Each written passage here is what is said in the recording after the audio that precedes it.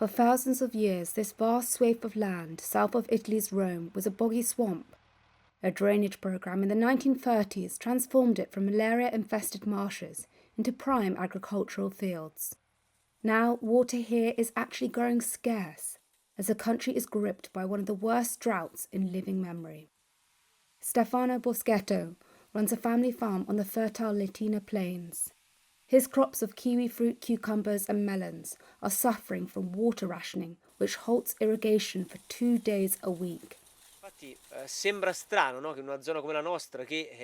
It seems strange that we are talking about a lack of water in an area like this, where not 1,000 years ago, but 80 to 90 years ago, excess water was being pumped out. But in reality, things change, and they change quickly. So we have to understand just as quickly what the problems are and figure out how to solve them, and find solutions to solve the problems and to have quality agriculture. It's not just the weather that's causing Boschetto a headache. Aging infrastructure and leaky pipes are making the situation worse. Much precious water is vanishing down the drain before it even reaches the taps. In fact, about 70% of water gets lost in transit in Latina. Marco Lombardi is CEO of the local water company, Acqua Latina. He says the blame cannot just be laid on the poor infrastructure. The figure of 70% of water lost should actually be reduced to about 10 to 20% lost, as that is how much is lost because of administrative reasons.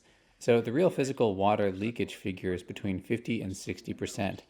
I have to say that when someone sees this number, they must think that the company managing the water system is not doing anything about it.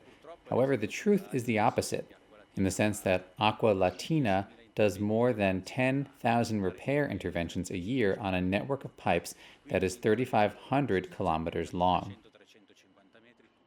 In an effort to counter the crisis, Italy's government has earmarked $4.5 billion from a European Union pandemic recovery fund. It will use the money over the next 4 years to improve water management. It estimates that capturing a quarter of the country's annual rainfall would cover the needs of the nation's farmers. It is planning to use some of the EU cash to create dozens of reservoirs to store rainwater runoff. For farmers like Boschetto, the funds cannot start flowing soon enough.